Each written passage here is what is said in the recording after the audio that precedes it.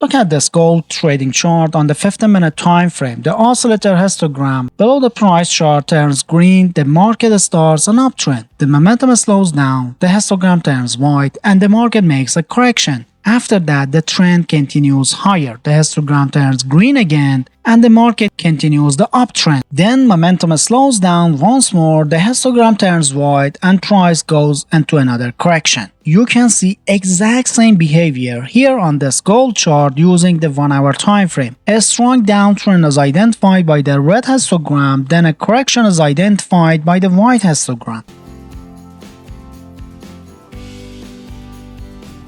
Again, a strong trend, correction, a strong trend, correction. This is all you need to notice at first. It keeps repeating the same behavior. It doesn't matter where you look at on the chart. Green histogram, uptrend, correction, continuation. Red histogram, downtrend, correction, continuation. That's the repeating structure.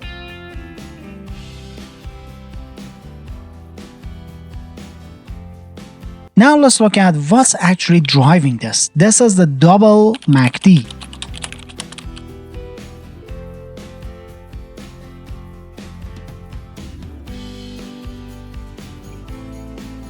But don't think of it as a signal tool. Think of it as something that reveals a structure, because what you just saw isn't random. It's how price behaves when a structure is intact. Now here's where most traders go wrong. They don't see a structure, they only see color changes. So when it turns bullish, they buy. When it turns bearish, they sell.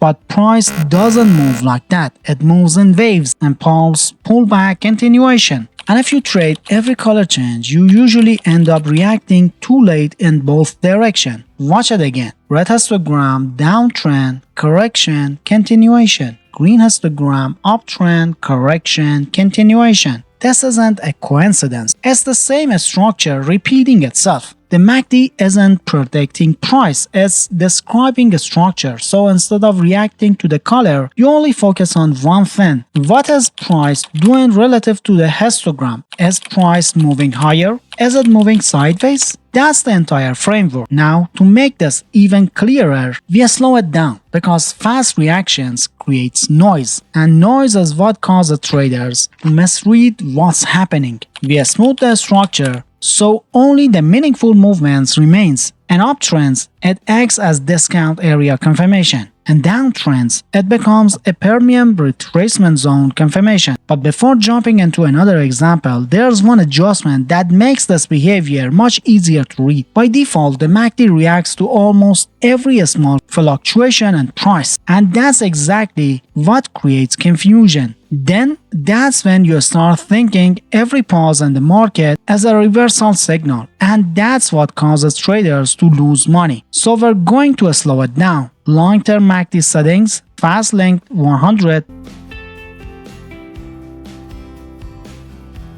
a slow length 200,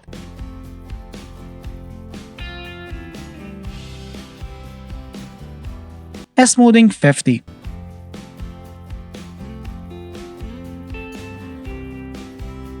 Short-term MACD settings, fast length 45, a slow length 100,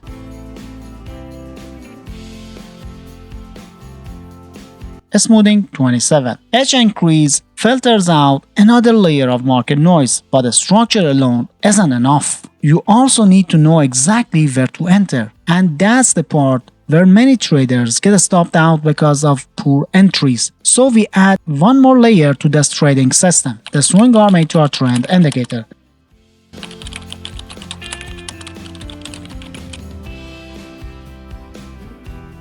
But don't think of it as just another indicator. Think of it as an entry guide. Now watch this behavior. Price above the cloud, pullback, continuation.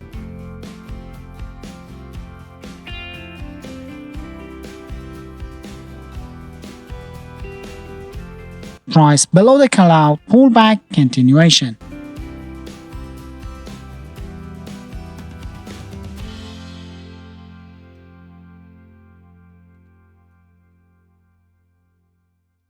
Now watch this behavior. When the trend is moving up, the swing arm ATR, which we'll call the FTS band from now on, turns green and stays below the price action candles. When the trend is moving down, the FTS band turns red and stays above the price action candles. The same rhythm repeats again and again. Now we make it easier to read, not faster, not more complicated, just clearer. Remove all options that clutter the chart.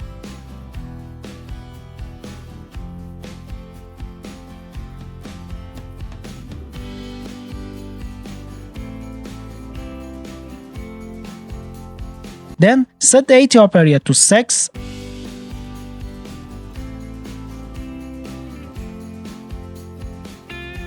ATR factor to 7. And now let's look at the gold on the 15-minute chart. Price is below the FTS band, the MACD histogram is red, and that already tells you something simple. A structure is in a bearish momentum and a downtrend.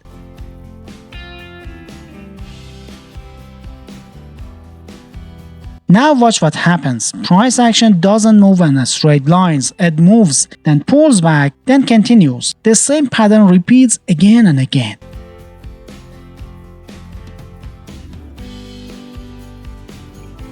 Now during this pullback, the MACD should turn white. Then that tells you the market is simply resting and not making reversal. So the pullback is considered valid.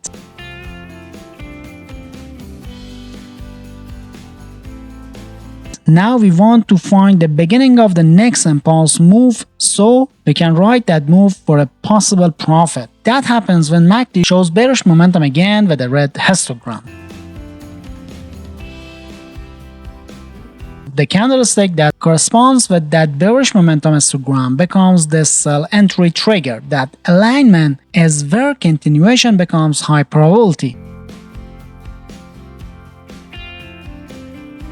So a stop loss goes above the most recent swing high or the FTS band, because if that level breaks, it becomes a structure failure. The target remains at 1 to 1.5 or 1 to 2 risk to reward ratio. So even with the normal fluctuations in your win rate, the structure remains profitable over time. Now watch it again. Same trend, same structure, but this time the MACD turns green during the downtrend. That means this pullback has the possibility of becoming reversal, so the pullback is considered invalid and we do not enter any trade here. And that's exactly what happens. The market reverses and starts an uptrend. Now flip it. Same structure, same behavior, different direction.